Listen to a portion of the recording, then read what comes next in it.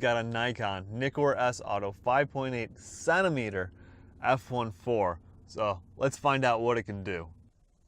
The first thing I noticed about the lens is that it's marked in centimeters. It's 5.8 centimeters instead of what I now expect to be 58 centimeters, and that goes back to the age of the lens. This lens was made between 1959 and 1962.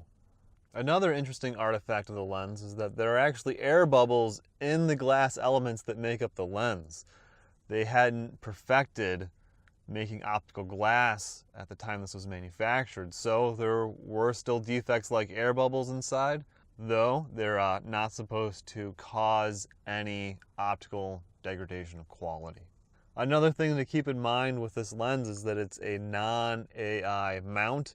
This means that it will cause damage if you go to pop it on a modern DSLR. It can be modified to fit, and what needs to happen is there just needs to be a notch made in the aperture ring.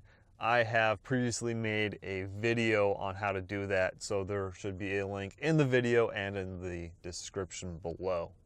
So after I converted the lens and I got everything ready, hooked it up to the camera, and was ready to go out shooting with it for the first time, I thought about it, went to my artist sensibilities, and decided to just open the lens all the way up and just blow the background out of everything.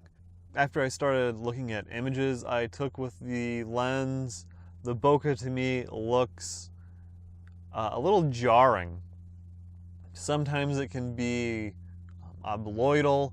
It also looks like it's starting to swirl slightly. And then with other characteristics of the lens, like the fact the lens isn't sharp corner to corner, there is some vignetting, I'm pretty sure there's some distortion. Get a visual I would say is dream-like, but doesn't have the calmness that I would associate with dreamy. The color saturation seemed a little bit muted. I'm not totally surprised by that, but after using my color checker passport and setting the white balance and the color, that really starts to come back really well. I didn't find the lens to be particularly good for black and white. Because I knew about the air bubbles in the elements of the lens, I was able to get my copy for less than $100 off eBay. I did that by watching auctions, finding a lens that looked cosmetically dirty, and the seller didn't take the time to do their research, or they understood about air bubbles and said that there were defects with the front element of the lens, which there clearly aren't with my inspection of it. So in that regard, I got a great deal, because I've seen people asking up to $300 for really mint versions of the lens. Maybe they also have the lens hood. You know, my original lens cap is missing a pin, which doesn't make it fit super well. The prices I would expect most people to look to pay would be between $100 to $200, depending on the current supply out there, how long you're willing to wait, looking for auctions, or buy it now is where sellers relist and drop the price, or you can make a best offer, something like that.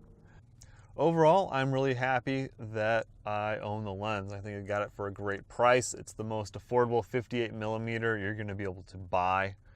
Additionally, it's the oldest lens that I currently own, so there's nice that there's some interesting things about it. The lens cap is kind of neat. The fact that there are air bubbles in the glass. It's 5.8 centimeters instead of millimeters. So interesting things about it. Overall, I'm happy with the lens. You know, if you're aware of the drawbacks and still find it interesting, I would say, hey, you know, yeah, go try to pick one up. If you're looking for a jack of all trades lens that you're going to be able to do anything with, this one, no, probably not worth it. But I like you for making it to the end of the video. Thanks for watching.